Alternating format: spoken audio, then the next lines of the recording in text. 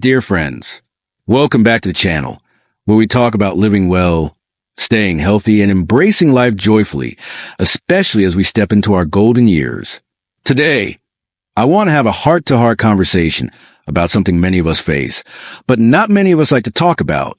It's not glamorous, and it's definitely not a favorite dinner topic. But it's real, it's common, and most importantly, it's manageable. I'm talking about bladder health and incontinence after the age of 60. If you ever felt embarrassed about a little leak when you laugh or sneeze, or you've had to skin every building you walk into for the nearest restroom, please know you're not alone. In fact, over 50% of women over 65 and nearly 30% of men experience some form of urinary incontinence. Yet so many are suffering in silence, thinking it's just part of getting old. Well, let me be the one to tell you, it doesn't have to be. In today's video, I'll walk you through 9 common habits or mistakes that may be making your bladder issues worse, and what you can do to take back control. Think of this as a friendly sit down, like we're having a cup of tea together, and I'm simply sharing some things I've learned, both from experience and from experts in senior health. So let's dive in, gently and kindly, because your comfort, confidence, and dignity matter. 1. Ignoring the urge or holding it too long. Let's start with one many people don't even realize is a problem. Holding it in.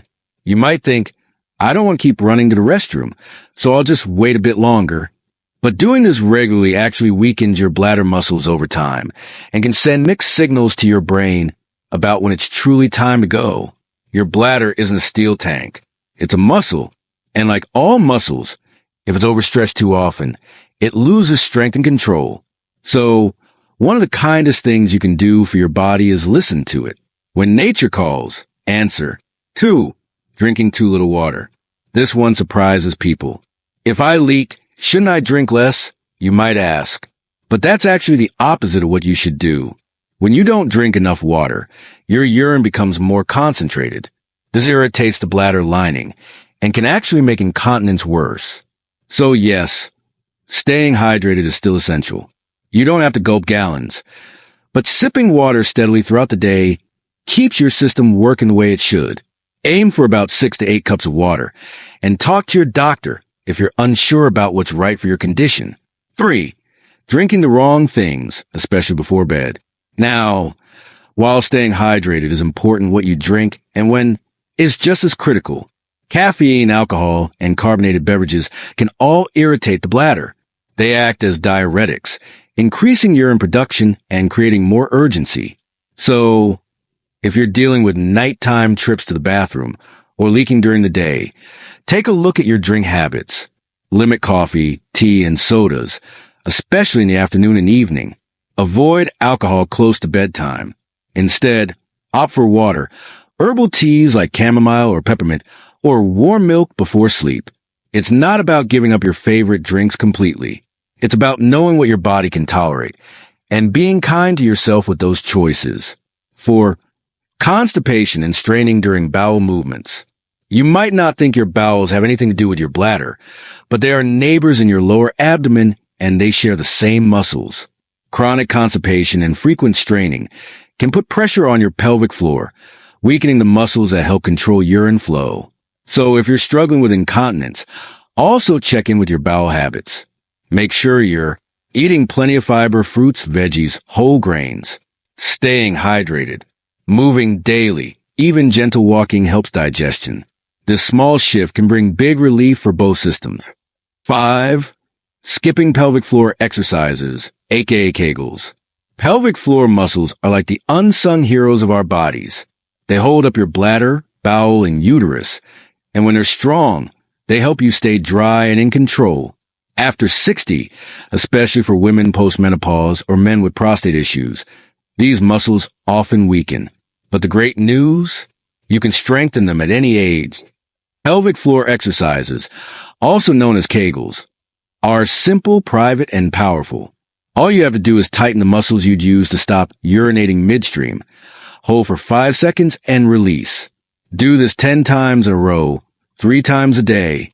You can do it while watching TV, waiting in line, or lying in bed.